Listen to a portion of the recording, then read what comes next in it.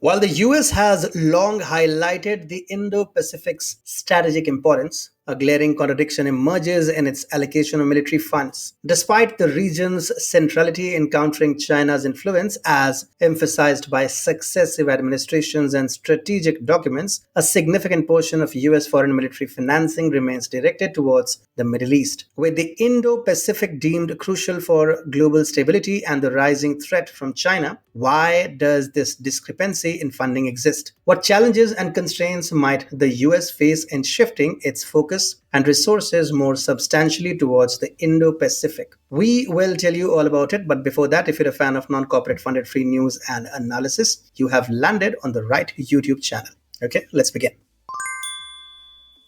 It's interesting to note how US foreign policy emphasizes the Indo Pacific region's strategic importance, a perspective supported by several administrations. Back in 2011, President Obama launched a strategic pivot to Asia, marking a notable shift from the Middle East. This was further emphasized in the Biden administration's 2022 National Security Strategy, which pointedly highlighted the Indo Pacific as central to global stability and directly impacting American interests. Moreover, the 2024 National Defense Authorization Act continued this theme, advocating for stronger defense alliances in the Indo Pacific to stay ahead of China. Yet, the way funds are allocated tells a somewhat different story. In fiscal year 2024, a surprising 86% of foreign military financing, or FMF, was still directed towards Middle Eastern countries. Israel and Egypt were the main beneficiaries, receiving $6.8 billion and $1.3 billion,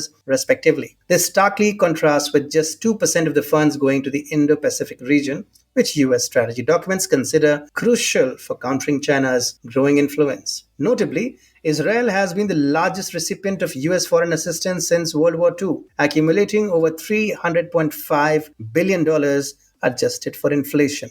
The mismatch between stated strategic priorities and actual financial commitments is quite stark. The disproportionate funding distribution does not seem to align with the US government's declared focus on the Indo Pacific, highlighting a significant gap between policy intent and practical execution. The United States has long viewed China as an existential threat, a sentiment underscored by Admiral John Aquilino, commander of the US Indo-Pacific Command. He characterizes China as a formidable challenge capable of disrupting the international order. Despite this recognition, there is a noticeable lack of urgency in adjusting US foreign military financing to strengthen America's strategic posture in the Indo-Pacific. This region, critical to US interests, is supported by a network of allies and partners. Among these are 5 treaty allies: Australia, Japan, South Korea, the Philippines, and Thailand. Additionally, India stands as a major defense partner, while other strategic partners include Indonesia,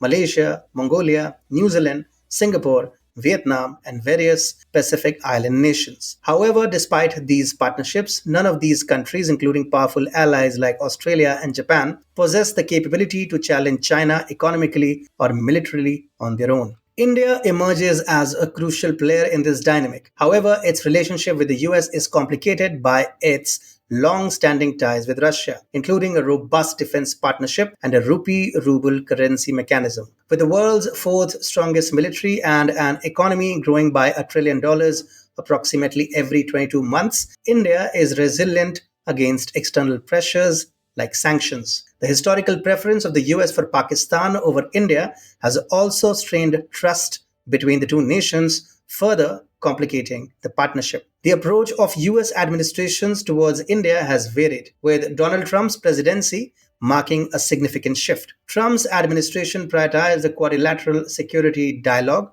or Quad, over traditional alliances like NATO and viewed China as an adversary, aligning more closely with India's strategic perspectives than the approach under Biden. As the US grapples with the need to realign its foreign military assistance to more effectively counter China's rise, it faces limitations in its ability to effect significant changes due to these complex geopolitical relationships and strategic dependencies. The Indo-Pacific remains a pivotal arena, but the US appears constrained by its existing alliances and the geopolitical realities of partnering effectively with nations like India. This underscores a critical challenge. While the need for strategic alignment is clear, the path to achieving it is fraught with obstacles, making immediate and impactful shifts in US foreign policy more difficult. Donald Trump, he might change it.